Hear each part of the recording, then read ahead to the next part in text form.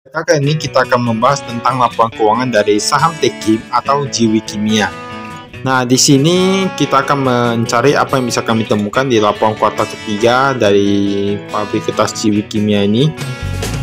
Nah, ini di sini ada disebutkan bahwa direktur utamanya yaitu Suhendra Wiryadinata. Alamat kantornya itu ada di Sinar Masden Plaza di Greenfield. Kemudian direkturnya itu ada Arman Suteja. Dan kantornya itu sama juga di Sinar Masden Plaza, Menara 2, Jalan MH Tamrin nomor 51 Jakarta.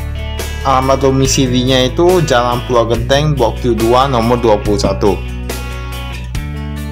Kemudian kita lihat, nah ini di sini ada kas ya.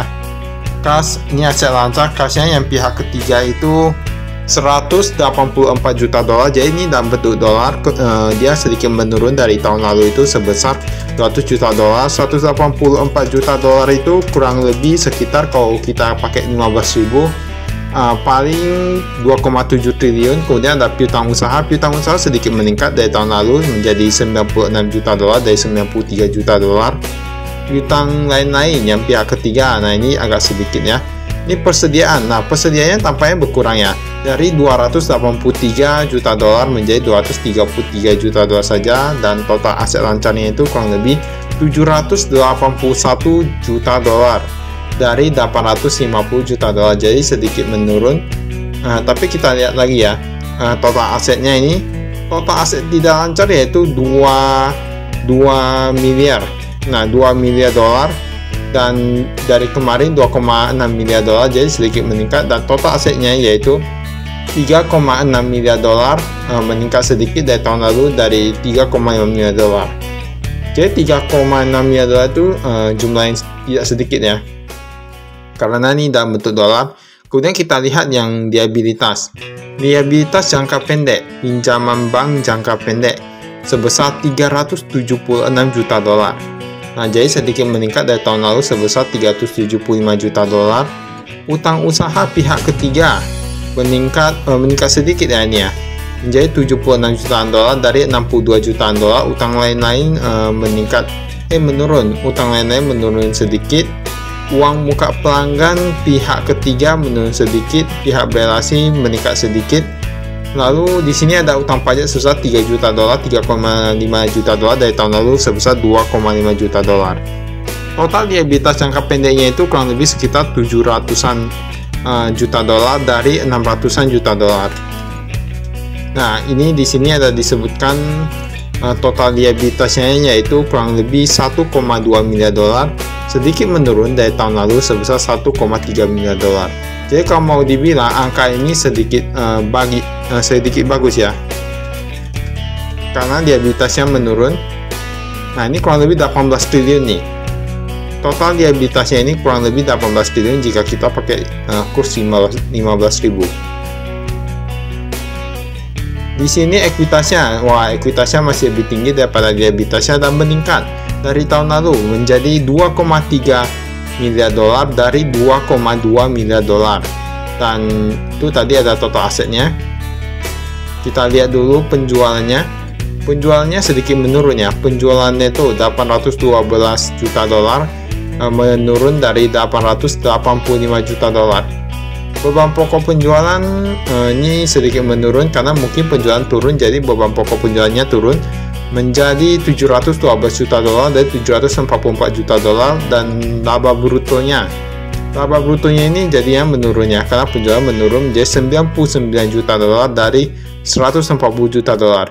Kita lihat yang beban usaha penjualan 30 juta dolar dari 51 juta dolar, jadi menurun juga. Di sini ada penghasilan bunga meningkat menjadi 2,7 juta dolar dari 1,7 juta dolar. Jadi penghasilan bunganya itu meningkat, mungkin mereka ada meningkatkan investasi di saham ataupun lainnya, ataupun deposito ya. Ini ada beban bunga kalau tidak salah ini 34 juta dolar. Ini minus 34 juta dolar. Dan kita lihat laba neto ternyata lebih rendah ya dari tahun lalu, lebih rendah banyak 134 juta dolar saja, menurun cukup banyak nih, mungkin 60% ya. Dari tahun lalu 345 juta dolar. Tapi yang kita lihat itu laba yang bisa diatribusikan kepada entitas induk ya hampir sama, 134 juta dolar, 345 juta dolar. Nah, kita lihat 134 juta dolar itu berapa ya? Kali 15.000 sama dengan 2 triliun lebih. Nah, 2 triliun lebih. Tapi ini masih kuartal ketiga ya. Kita lihat dulu untuk yang kuartal keempat nanti atau tahunan. Ini di sini ada arus kas. Arus kas penerimaan dari pelanggan. Dari pelanggan ini ada 800 juta dolar, sedikit meningkat dari yang tahun lalu. Kemudian ada pembayaran kepada pemasok, sedikit menurun 585 juta dolar. Jadi sisanya ada kas yang diperoleh dari aktivitas operasi sebesar 168 juta dolar. Tapi ini ada penerimaan penghasilan bunga kurang lebih 2,7 juta dolar, sedikit meningkat dari tahun lalu. Tadi kayaknya sudah dilihat ya, yang penghasilan bunga itu 1,7 juta dolar. Ya, untuk lebih gampangnya itu 1 juta dolar itu kurang lebih hampir sekitar 15 miliar. Kita lihat kas neto yang diperoleh dari aktivitas operasional, yaitu 128 juta dolar dari yang kemarin hanya 728 ribu dolar. Di sini ada penerimaan penjualan dari aset tetap. Nah, mereka jual hanya sedikit, 61 ribu dolar saja. Penambahan aset biologis. Nah, ini aset biologis ini yang perlu dipertanyakan. Aset biologis ini apa? Kalau tidak salah, kalau yang setahu kami ya, aset biologis itu lebih kepada hutan industri yang mereka tanam sendiri, bawa pakai produknya sendiri. Karena ini kan untuk di bidang kertas ya. Kita lihat ini ada kas dan setara kas akhir periode sebesar 187 juta dolar dari tahun lalu sebesar 193 juta dolar. Dia sedikit menurun. Nah, di sini ada disebutkan Dewan Komisaris, direksinya ada komisaris utama, direktur utama, tapi kalau dia dari sini, nah ada mengalami beberapa perubahan. Seperti nama direkturnya, ada beberapa perubahan ya. Kemudian kita lihat ini untuk entitas anaknya. Ada PT Mega Kertas Pratama, Jiwi Kimia. Nah, kita kecil biar bisa lihat semua. Tapi kalau mau dilihat tampaknya sama ya. Kepemilikannya itu sama saja dengan tahun lalu. Jiwi Kimia Finance, TK Trading Limited, Jiwi Kimia Trading Chu, CK Import and Export Ltd. Kita lihat presentase kepemilikannya ada 99, sama dengan tahun lalu 100%, 100%, 100%. Nah, semua rata-rata hampir sama. Ada TK Import and Export Ltd, ada Marshall Enterprise. Kemudian ini skip dulu, ini tulisan-tulisan. Nah, sekali lagi bagi Anda yang ingin mengetahui lebih detail tentang laporan keuangannya, bisa langsung dicek, bisa langsung dibaca kalau misalnya ingin tahu lebih banyak ya. Ini kita cari adakah hal yang bisa kita temukan di laporan keuangannya. Nah, ini kurs yang dipakai. Jadi kurs yang dipakai ini sedikit lebih rendah ya dari tahun lalu. Jadi ini ada perbedaan juga, misalnya kasnya itu lebih banyak dolar atau lebih banyak mata uang asing lainnya, tentunya akan berpengaruh terhadap jumlah aset ataupun liabilitas dan ekuitasnya. Ada dolar AS Yen Jepang ini meningkat 149 dari kurs yang tahun lalu mereka pakai 133, yang dolar AS yang menurun. Berarti tahun lalu dolar AS lebih tinggi daripada tahun ini ya. Kalau di sini ya. Ini kita skip dulu. Nah, ini sudah sampai di kas dan setara kas. Kas di bank ini sebenarnya bukan kas di bank, ini kas yang ada di hand ya, ada di tangan. 17.000 dolar. 17.000 dolar ini meningkat ya dari tahun lalu itu hanya sekitar 9.000 dolar. Di PT paling banyak mereka taruh di PT Bank Negara Indonesia (BNI). Kurang lebih 19 juta dolar, sedikit menurun dari tahun lalu sekitar 25 juta dolar. Ada Bank Syariah Indonesia, Bank Rakyat Indonesia. Bank Syariah Indonesia yang mengalami peningkatan cukup banyak nih. Dari 629.000 dolar mereka taruh jadi 12 juta dolar. Jadi mereka cukup banyak. Bank Sentral Asia menurun, Bank Muamalat menurun. Bank Mandiri, Bank of China. Nah, Bank of China ini meningkat cukup banyak. Dari 194.000 dolar menjadi 3,9 juta dolar. Ningbo Commerce Bank ada 3 juta dolar dari 2,5 juta dolar. Wah, ini meningkat cukup pesat. Untuk Bank Maybank juga menurun ya, hampir sama dengan Bank Sentral Asia. Total kas di bank ada 63 juta dolar dari 79 juta dolar yang tahun lalu. Ada deposito berjangka, ada dolar AS. Nah, mereka ada simpan deposito berjangka dolar di Ningbo Commerce Bank. Ada yang tahu bank itu? Nah, mungkin bank luar ya, 121 juta dolar. Kita lihat 121 juta dolar itu berapa kali 15.000 sama dengan 1,8 triliun, jadi cukup banyak. Nah, ini ada dolar AS, rupiah, yuan, euro, yen, dolar Singapura, dirham, United Emirat Arab. Jadi paling banyak itu mereka yang memiliki itu ada dalam bentuk dolar AS ya, ada 154 juta. Kemudian ada rupiah Indonesia, ada 22 juta. Ini dolar ya maksudnya, 22 juta dolar. Kemudian ada yuan Cina, ada 7,5 juta yuan, 7,5 juta dolar. Euro Eropa, 2 jutaan, 2,3 jutaan dolar. Kemudian yang paling sedikit itu dolar Singapura sama yang dirham. Ini ada suku bunganya. Untuk deposito nih, rupiah ini, jadi dolar itu memang lebih kecil mungkin karena ada peningkatan pada nilai mata uangnya. Piutang usaha. Nah, ternyata perusahaan ini piutang usaha lebih banyak diekspor. Meningkat dari tahun lalu menjadi 113 juta dolar, dari tahun lalu hanya sebesar 110 juta dolar. Nah, jadi lokal ini hanya sebesar 13.000. Mungkin kebanyakan produknya ini diekspor ya. Makanya mereka mendapatkan cukup banyak. Kemudian lokal, PT Oki and Paper Mint ada piutang 13.000 dolar, menurun dari tahun lalu 364.000 dolar. PT Arara Abadi sudah tidak ada, tahun lalu ada. Ini ekspor ke APP Italia SRL 460.000 dolar dari 597 dolar yang kemarin. Piutang usaha kita lihat apakah lancar. Wah, ini lebih dari 4 bulan ada 293.000 dolar.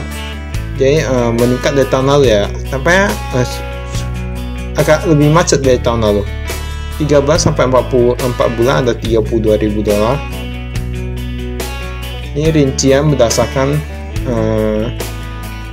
dolarnya, masih mata uangnya. Jadi hampir seperti yang tadi. Cuma kan tadi ada pihak ketiga, ada yang lain-lain. Jadi itu ada dibedakan. Tapi sama ya, ini mata uangnya ada dolar, yuan.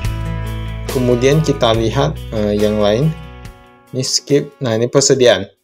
Persediaan barang jadi menurun dari tahun lalu. Tahun lalu itu ada sekitar 164 juta dolar. Sekarang menjadi 136 juta dolar. Jadi menurun agak cukup banyak ya. Barang dalam proses pun menurun dari 19 juta dolar menjadi 15 juta dolar saja. Barang baku juga menurun. Nah, rata-rata semua menurunnya untuk persediaannya. Mungkin karena industrinya lagi tidak begitu baik ya saat ini, semua industri. Kemudian ini ada beban di muka asuransi. Nah, paling 1 juta dolar saja. Dari tahun lalu ada 12 juta dolar. Kemudian ini ada pihak ketiga. Pihak ketiga Kasti Bank. Ada BRI. Ada BRI, wah ini meningkat cukup banyak ya. Dari 12.000 dolar menjadi 10 juta dolar. Ini ada deposito berjangka yang Bank Mandiri, Bank Pan, Bank of China. Ini aset lancam lainnya ya. Investasi jangka pendek. Wah, mereka ada taruh investasi jangka pendek di Venture Capital Investment Fund. Ada yang tahu dia gimana? Atau masih namanya ya? Di sini meningkat menjadi 176 juta dolar. Kita kali saja 176 juta dolar kali estimasi 15.000 sama dengan 2,6 triliun. Nah, meningkat dari tahun lalu dari 168 juta dolar saja. Jadi ini ada 2,6 triliun mereka taruh di venture capitalis. Tapi venture capitalis ini dibilang agak beresiko jika kita salah mempercayakan uang kita ya. Jadi kita lihat saja, mungkin itu sudah terpercaya. Dolar AS, rincian aset lancar berdasarkan mata uang lainnya. Dolar AS 222 juta dolar dari 213 juta dolar. Wah, ini meningkat. Ini meningkat ya, meningkat cukup banyak, meningkat sedikit sebenarnya. Kalau rupiah ini 18 juta dolar dari 17 juta dolar. Ini piutang lain-lain yang tidak lancar. Yang tidak lancar ada APP Finance. Ini ada yang di bawah USD 0,5 juta. subtotal dan lain-lain. Piutang dari APPIF membawa penumpang dana. Nah, ini ada anak usaha ya.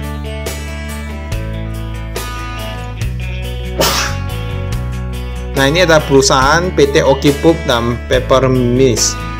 Tapi kalau kita lihat, kepemilikannya itu sebesar 49,08%. Kita lihat yang tahun lalu, sama juga ya. Berarti kepemilikannya sama, tidak ada berkurang dan tidak ada meningkat. Kalau ini ada dibahas tentang asetnya yang itu ya, anak usahanya. Nah, ini aset biologis ada dijelaskan ya. Ini akun ini merupakan biaya-biaya yang dikeluarkan entitas sana untuk mengembangkan hutan tanaman industri ya, betul tadi. Yang terletak di beberapa lokasi di Kalimantan Timur. Berarti ini di Kalimantan Timur, pabrik tas kimia ada aset biologis di sana. Ini ada saldo awal 46 juta dolar. Yang meningkat dari tahun lalu sebesar 43 juta dolar, ada mutasi kas, kemudian saldo akhir 47 juta dolar. Nah, tapi yang tahun ini perubahannya wajah aset biologis ini menjadi rugi ya. Masih sedikit menurun, minus. Kalau yang tahun lalu itu plus ya. Tapi untuk saldonya itu tetap meningkat. Ini ada biaya perolehan untuk aset tetap. Kita lihat, wah ini bangunan ada tambah. Ini akumulasi penyusutan. Kemudian ini biaya perolehan yang tahun lalu. Aset tetap. Ini kepemilikan langsung. Ada hak atas tanah, bangunan dan prasarana. Jadi setiap aset tetap itu ada penyusutannya ya, itu harus diingat. Jadi walaupun ada penambahan, kita lihat juga penyusutannya. Jadi itu bisa dikalkulasikan. Ini beban fabrikasi sebesar 55 juta dolar. Jadi menurun ya dari tahun lalu 57 juta dolar ya. Pinjaman bank jangka pendek. Ada PT Bank Negara Indonesia kurang lebih 71 juta dolar dari 69 juta dolar. Wah ini banyak nih pinjamannya. Ada Bank Mandiri, Bank Rakyat Indonesia, Bank Mega, Bank BK, Bank KB Bukopin, Bank Cina juga ada. Bank Cina Construction Bank Indonesia, Bank QNB, Bank Ganesha, Bank Masbion, Bank PAN, Bank Victoria, Bank CMB Niaga.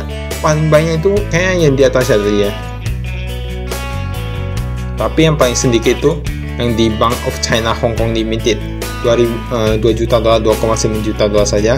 Kemudian ada pinjaman jangka pendek bersama mata uang. Jadi mereka lebih banyak pinjam dalam bentuk rupiah, meningkat 333 juta dolar dari tahun lalu sebesar 312 juta dolar, jadi meningkat sedikit. Dolarnya AS menurun juga 42 juta dolar dari tahun lalu 61 juta dolar. Euro Eropa menurun juga, menurun 589 ribu dolar dari 637 ribu dolar. Jadi totalnya itu pinjamannya itu meningkat ya, 376 juta dolar dari 375 juta dolar, jadi meningkat kurang lebih 1 juta dolar saja. Ini ada dijelaskan bank-banknya itu mungkin bunganya juga ada dijelaskan. Ini di sini ada rupiah, kebanyakan itu hutangnya bunganya 8-10%, bahkan dolar AS 5,75 sampai 7,83. Jadi bunganya itu memang agak cukup tinggi ya kalau kita lihat di sini. Tapi sebenarnya kalau utangnya itu produktif ya nggak apa-apa, tapi kalau tidak produktif perlu dipikir ulang ya mungkin. Ini utang usaha yang lokal. Yang lokal itu ada 41 juta dolar. Ini untuk yang pihak ketiga ya. Jadi ini menurun dari tahun lalu sebesar 42 juta dolar. Ada impor ini cukup banyak, 35 juta dolar, meningkat dari tahun lalu 19 juta dolar. Jadi meningkat dari totalnya ya, total yang pihak ketiga 76 juta dolar dari 62 juta dolar. Jadi yang lokal, ini ada disebutkan nih, ada perusahaannya, ada yang tahu perusahaannya, PT Cakrawala Mega Indah, PT Berauco. Nah, Berauco setahu kami kemarin pernah makan snack ya, sama atau enggak? Ada itu snack jajanan dari Berauco. Karena kami juga pernah ke Berau ya, tuh melihat anak perusahaan. Ini ada rupiah Indonesia. Rupiah Indonesia ini 166 juta dolar. Bebannya masih harus dibayar.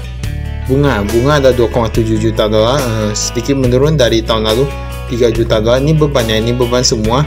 Ongkos angkut sedikit menurun 1,8 juta dolar dari 22,2 juta dolar. Listrik, air dan gas ya menurun. Mungkin mereka melakukan penghematan dari yang tahun lalu 2,2 juta dolar kerjasama. Kemudian dia bisa sewa 414 ribu dolar, menurun 700 dari 794 ribu dolar yang tahun kemarin.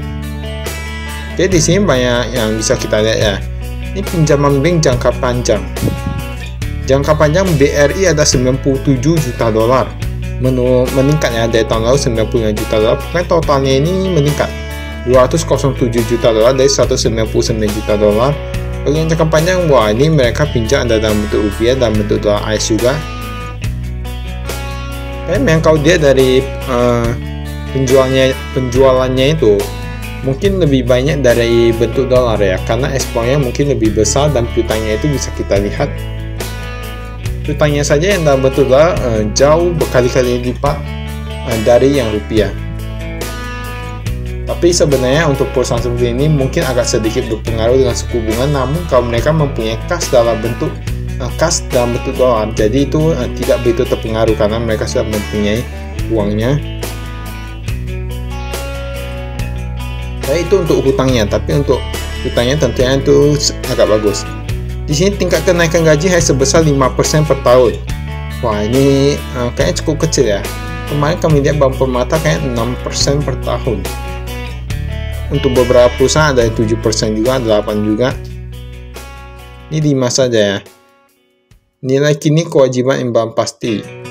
Saldo awal beban yang diakui pembayaran. Ini ada pemegang sahamnya PT Purinusa Eka Persada sebesar 59,67%. Masyarakat, di bawah 5% ada 40,33%. Wah, jadi ini yang PT tadi pegang lebih banyak. Ada dividen saham sebesar 104 juta dolar, ada penawaran umum perdana 34 juta dolar, konversi obligasi 22 juta dolar, penerbitan saham bonus minus 130 juta dolar, lainnya atau itu ada minus 986, total 29 juta dolar.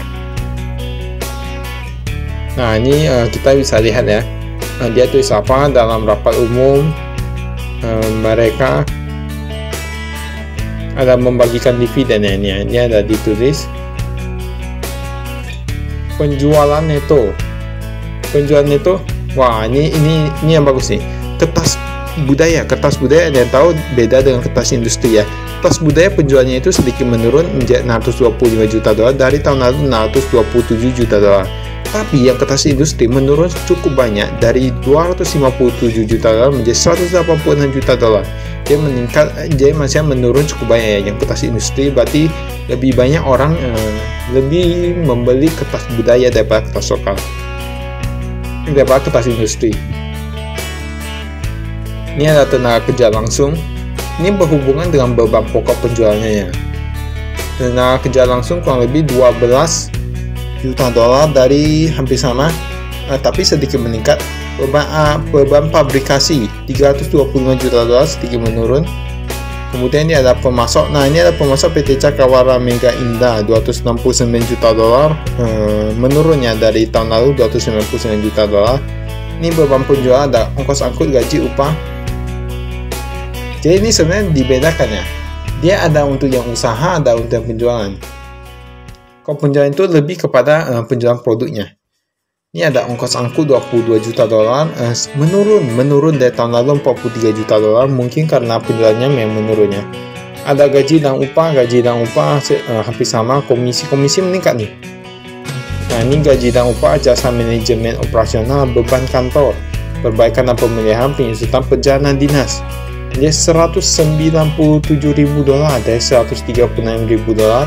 Jadi mungkin banyak ya yang melakukan perjalanan dinas tahun ini daripada tahun sebelumnya, asuransi ataupun kenaikan tiket pesawat dan lainnya.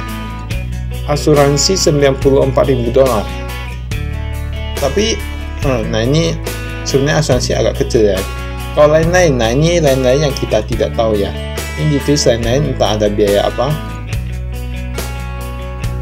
Apalagi tadi nilainya agak besar. Kemudian ini hampir seperti yang tadi sudah kita bahas. Aset dan liabilitas moneter dalam mata uang dolar Amerika Serikat, piutang dan piutang lain. Nah, ini sudah dikonversi ke dalam mata uangnya sendiri. Bisa kita lihat ada pound sterling Inggris, yuan Cina, rupiah Indonesia, euro Eropa, yen Jepang, dan dolar Kanada.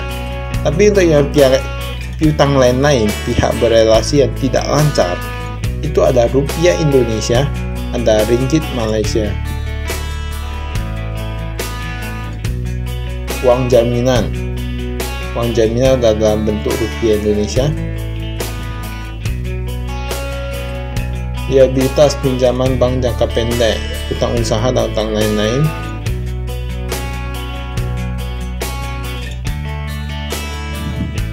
Ini kita skip. Itu tanggal naik.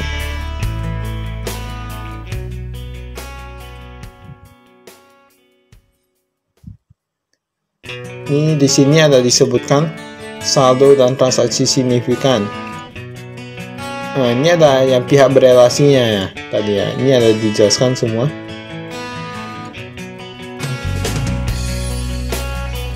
Ini ada dewan komisarisnya. Kompensasinya berapa? Dewan komisaris kompensasinya itu dalam rupiah itu agak banyak ya. Tiapnya pun banyak. Kemudian yang ini ulang-ulang saja dari yang di atas tadi, cuman lebih rinci ya. Misalnya dibuat lebih bisa dilihat. Ini pinjaman berbunga ekuitas. Nah, itu saja dari laporan kali ini. Baiklah, sekian dan terima kasih. Salam investasi.